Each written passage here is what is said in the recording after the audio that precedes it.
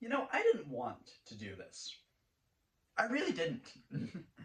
Honestly, for a while, I thought I was done making YouTube videos, and then I said, well, you know what? If I do, I'll be focused on really high quality scripted, video essays. Honestly, I was planning this whole 4 hour long Transformers thing.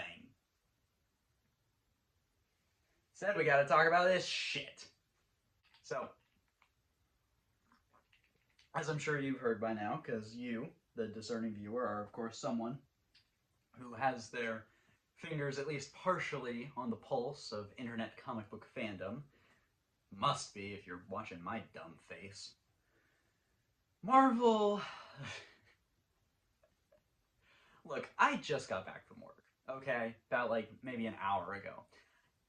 And I set up the light and camera and put stuff on my bookshelves just so I could do this. Yeah, focus. Focus. I've been dealing with this at work for quite some time. For those of you who don't know, I work in a comic book store. Um, and let me tell you, the thing about working at a comic book store is that you really, really learn that there are some people who are terminally online, even in real life. Because I have had to deal with people complaining about this freaking comic for well over, like, well, it's probably close to about a year now. And you know what? Look, let's be real here. I don't care about Spider-Man. I know a lot of people do, and good on you if you do, because much like the X-Men, I don't know. I didn't read any Spider-Man when I was a kid. I watched the movies, I watched the cartoons, but I just don't invest myself in Spider-Man the same way a lot of other people do. And that's fine and everything, but it means that when people complain about him, about this book, especially when most of their complaints just come down to, oh, Peter and MJ aren't together. Sorry, I really can only sympathize so much. Okay, my favorite characters have been through plenty of tired old shit, and here I still am. Of course, then again, that's part of the problem, right? Is these people continue to complain about Amazing Spider-Man and yet continue to buy it. But moving on. Point being, today shit really hit the fan.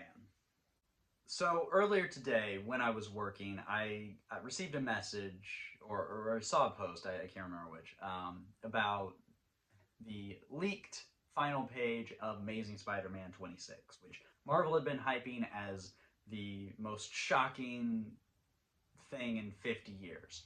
Personally, I thought they were going to pull Gwen Stacy with MJ, because that's what the book had kind of been seemingly been all about, this Peter and MJ stuff. Um, but no.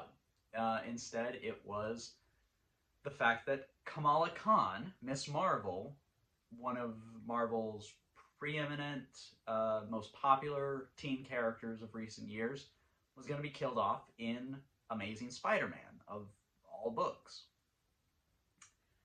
And it was certainly it's a weird decision, I'll say that. But ultimately at the end of the day, I was like, well, I mean, come on, this is Miss Marvel, right? Like, it's dumb to kill her off, but she's gonna be back, right? And then it was pointed out to me, you know who always comes back? X-Men.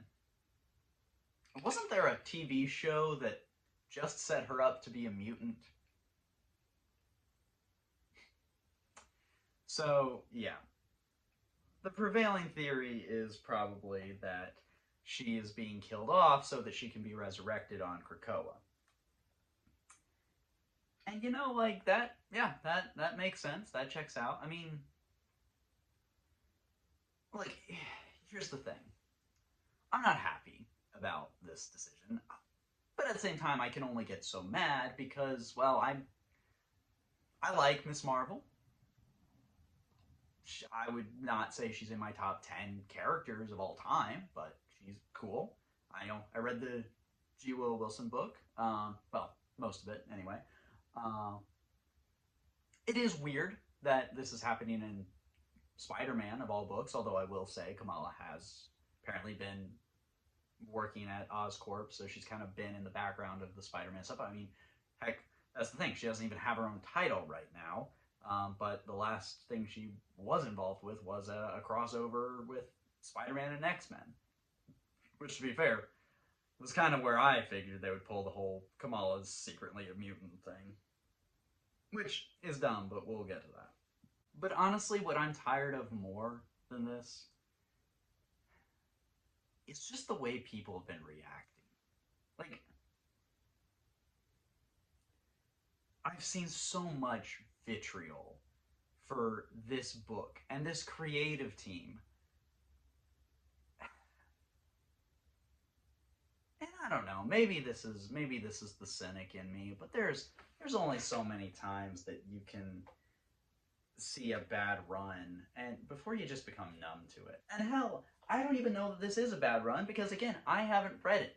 In fact, a lot of what people are complaining about seems to me to be something that the story is building towards, because that's the thing. Comic book fans, they don't engage with stories anymore. They see screen caps on Twitter. They hear headlines, and that's the funniest thing is that if this was just a leak, it would, it would be one thing, but apparently it spread like wildfire, and so much so that Marvel had to immediately get ahead of it. And by the time I closed the shop today, it was already on Entertainment Weekly, which had a full information, including the Fallen Friend one shot.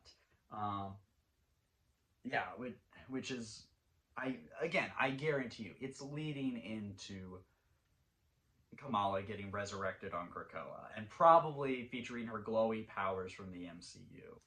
Which, yeah, it's like, okay, let's be real. It is dumb. It is so dumb. It is dumb from a corporate brand synergy bullshit that I hate so much in Marvel and DC right now. It's particularly Marvel. Marvel is really egregious with it. But it's also dumb because turning Kamala into a mutant is an incredibly dumb idea. Yeah, I know she was supposed to be a mutant, but frankly, being an Inhuman actually worked out better. You see, I've long held a defense for the Inhumans as not just a concept in the Marvel Universe, but even as a concept as they were kind of forced into in the early 2010s. I would argue that being an Inhuman actually means something very different to being a mutant, even if you look at it just on the metaphor level. Being a mutant is about being an individual. It's about what makes you as an individual special and unique. It's one of the reasons why that aligns so well uh, the uh, the queer metaphor, because your sexuality, your gender identity is so unique to you, and you know, not and while it puts you in a community, you're still very much an individual within that community. In humans, meanwhile, their powers come from their heritage. It's something that connects you to the past, not just this community of other people, but this legacy. And that's, I think, one of the most interesting things that Kamala being an Inhuman gives her, is her entire book was about straddling those lines. And much like she had this Inhuman heritage, she also had her Pakistani heritage, both of which she doesn't really have a close tie to, because because she didn't grow up in New Adelan, and she didn't grow up in Pakistan. She grew up in Jersey City. And as she kind of finds herself and discovers her roots, she becomes closer to both of these communities. And It's brilliant. It's a fantastic metaphor, and it's exactly what superhero comics do best.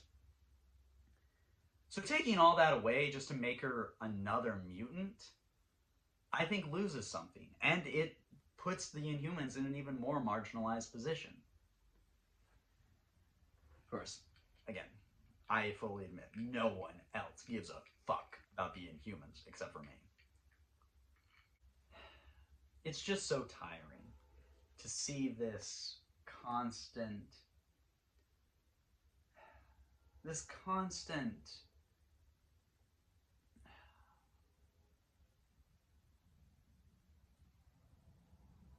repetitive, cyclical outrage. Like, is that all that we comic book fans are good for? Is just getting mad? Getting mad about people who make creative decisions that we disagree with? Like, I think Kamala being killed off is incredibly dumb. I think Kamala, if she does does get resurrected as a mutant, I think that's incredibly dumb too. But God, there's only so much I can really get mad at anymore. I don't know, maybe it's age, but the older I get, and the more I just see everyone and their mom tripping over each other to cry this run or this moment as something so terrible, and that Zeb Wells should be fired, and all this other bullshit. It's just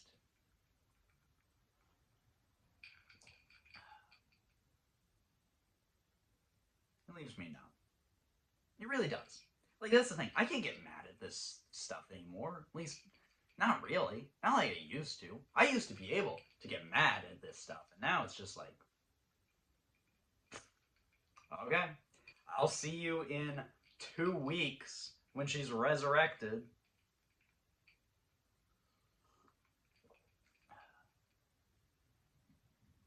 Like, that's the thing, right? It's like, come on, guys. You know who else they killed right before their movie came out? Doctor Strange. Guess what? He's doing fine.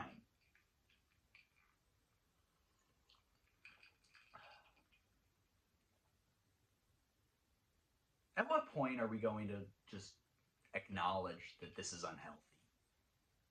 Like, at what point are we going to acknowledge that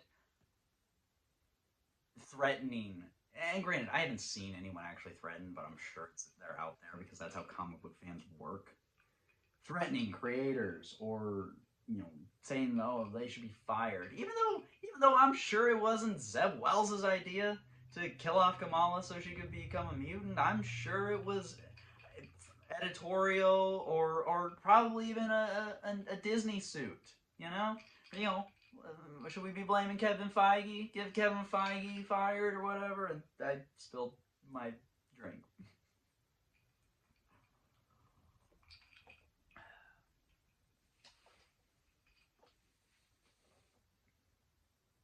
I'm very tired of fandom and of the ways in which we respond to this. I mean, you know what? I'm not even gonna say we. I'm not. If this is what being a comic book fan is, I want no part of it. I'll work in the shop and I'll read the books, but if this is what fandom means, fuck it. I can leave that behind.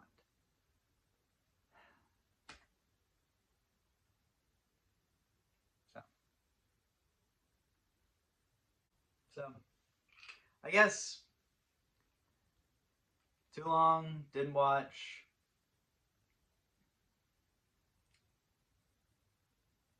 Chillax. If you're mad at a comic book, be mad and then get over it. Go touch some grass.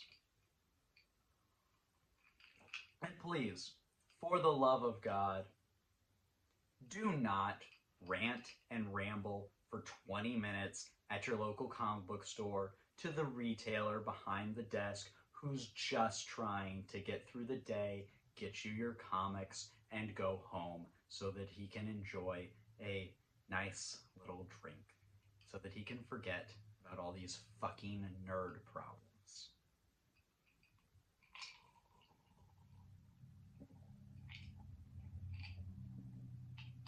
Ugh. Real content coming soon, guys.